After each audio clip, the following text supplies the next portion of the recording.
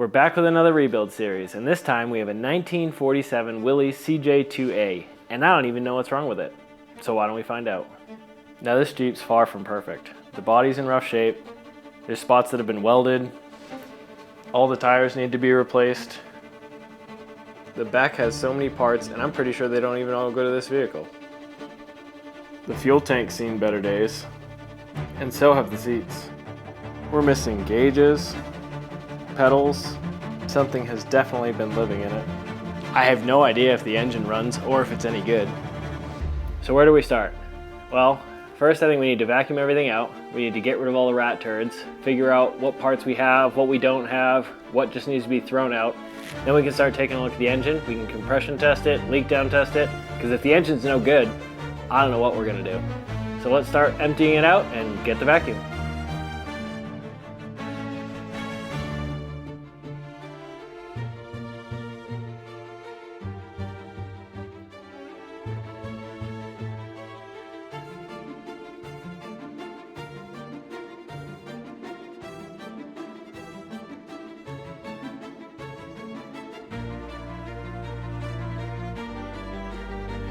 Well, I found what's been making such a mess of this Jeep.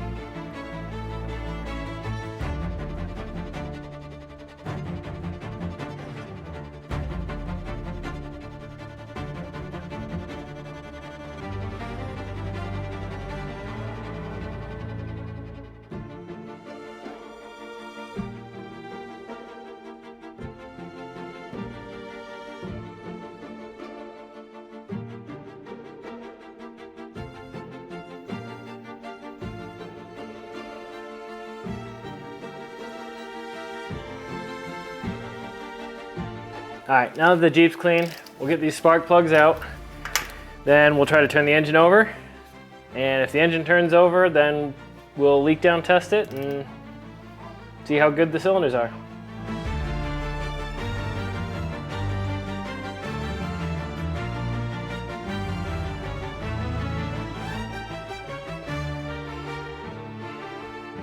Let's try to turn it over with the alternator. I'll just hold tension on the belt. Oh dear. The alternator spins freely.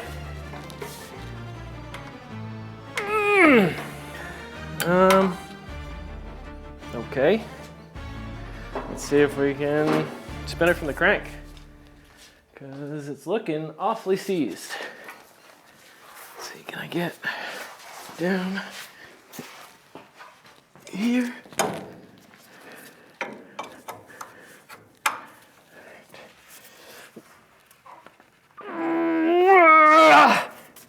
Oh, it moved, it moved.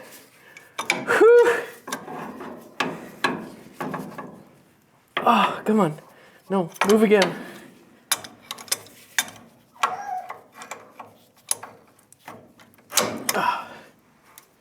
Oh, she's turning. Whew, it's not seized. Oh, it doesn't turn well, but it is turning. Let's see if I can turn it from the alternator now.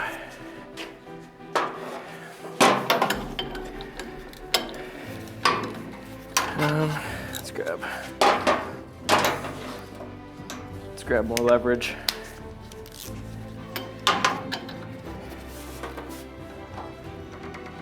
No, okay. So I'm gonna have to turn it from the crank, and then we can leak down test it.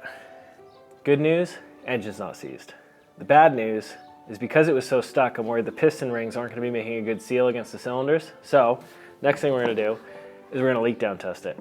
What we'll do is we'll put each cylinder at top dead center, we'll put shop air to it, set it to about 100 PSI, and then we'll check the percentage of air loss. Each cylinder should be around in between 0 and 20%. If it's any higher than that, then we know we have an issue and we need to start listening to where that air is leaking out. If it's coming out of the radiator cap, we've got an issue with our head gasket. If it's coming out of the intake or exhaust, we probably have a valve problem. And if it's coming out of the oil cap, then we have a ring issue. So let's get the air, let's get this turned over and leak down test, and we'll see how bad it is. So we're gonna thread this adapter into the cylinder head. Then, as we turn the engine over, we should be able to block this hole with our thumb Once air starts coming out, we know we're on the compression stroke. Then we just need to try to line up the crank pulley timing marks with the timing cover, the front cover, and find top dead center.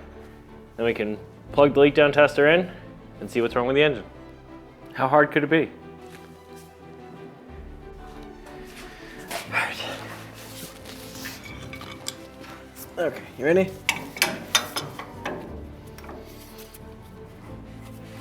You feel air coming out? Yep.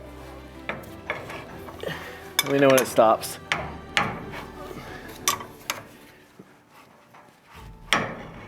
Okay. Okay? Yeah. Okay. So now, hopefully, we're at top dead center. The problem is the valves are on this side, coming up from the block, and the piston is on this side. So I can't stick anything down there to see if it's coming up to the top. And I can't see in there. So I'm kind of just guessing because I can't find the marks on the pulley. If anybody has a better way of finding top dead center, it'll probably be too late, but leave it in the comments below, so hopefully it makes it easier next time. So we'll hook this up.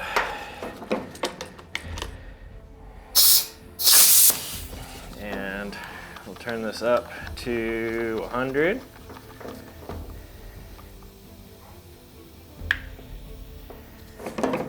And hopefully we're on top dead center. Otherwise, the pulley's gonna turn. And the pulley turned. Well, I thought this was gonna be easier. I was wrong.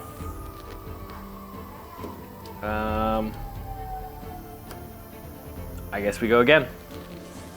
We actually figured out how to find top dead center on cylinder number 1. If you look under the starter, and we flip this little door out of the way,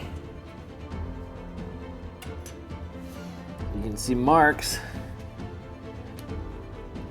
on the flywheel and a little line that you line it up with for top dead center. Ready? Yes. Okay, there's air coming. Okay. Now, you're gonna look in that hole and we're gonna line up, there's 3 marks. You're gonna line up the middle mark with that mark on the bell housing. Okay? So I'll spin it over slow. Let me know when it lines up.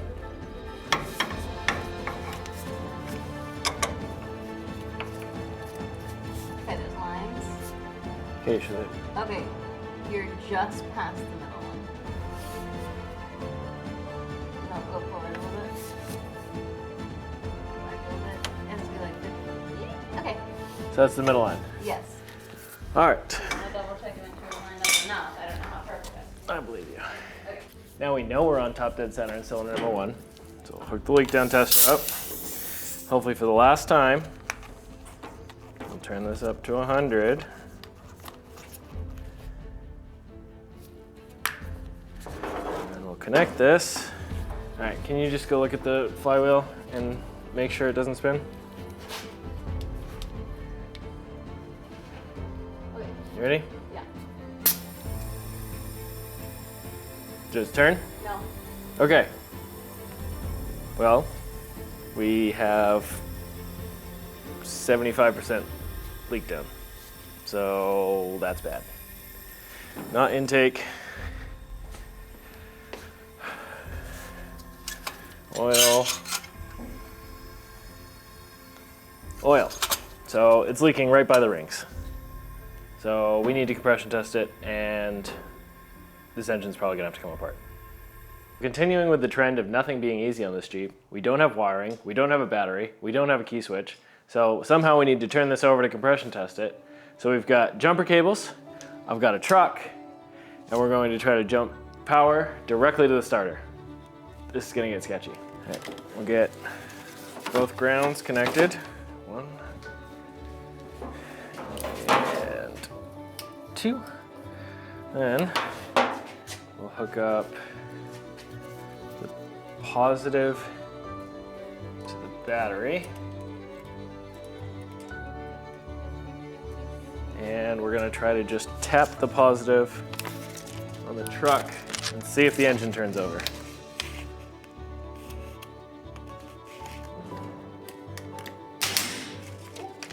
I think it turned over. It turned over! We did it! Okay, so what I want to do instead is I want the positive on there all the time, and I want to disconnect the starter. So let me set this down safely. Let's disconnect the starter. I now need this to not touch anything. So let's set that there. Okay, I should be able to hook the positive up permanently. Now, I should be able to just touch this starter and turn the engine over. Let's see.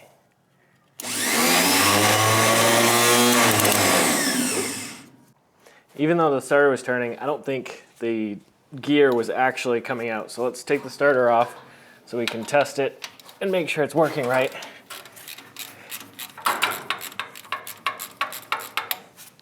Come on. I want you.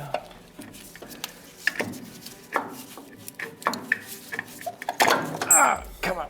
All right. One starter. And what we'll do is we're going to get even sketchier.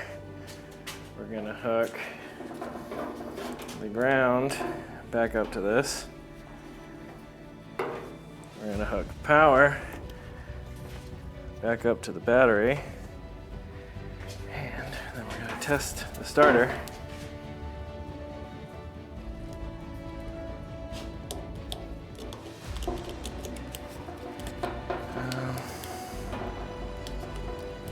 Right there.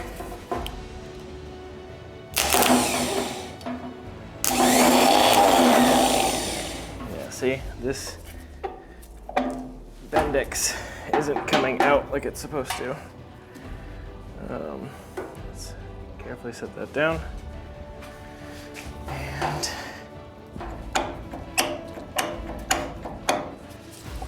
so when this spins, it's supposed to spin and engage just like that. And I'm hoping just moving it will free it up. All right, try it again.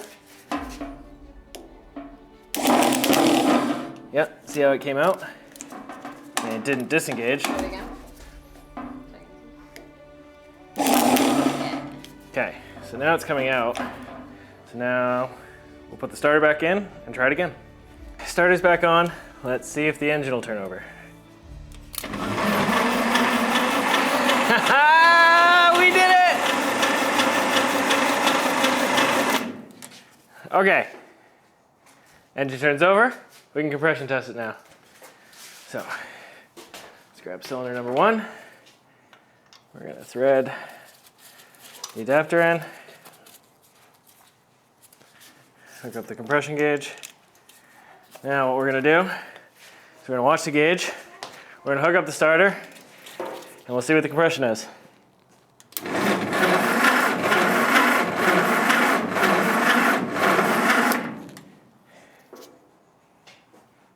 50.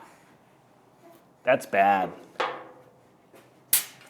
Okay, well, let's do the other 4 cylinders and we'll see what we have. Finish the compression test, and I think the CJ-2A is supposed to be between 90 and 110 PSI on each cylinder, not 50. So it looks like this engine's gonna have to come apart. Well, good news is the Jeep's clean. Bad news is that engine's gotta come out. I don't know if it's something we wanna do, but if it's something you guys wanna see, let me know down below and maybe we can make that happen. If you like this video, make sure you smash that like button, hit subscribe if you wanna see more, and until next time, thanks for watching.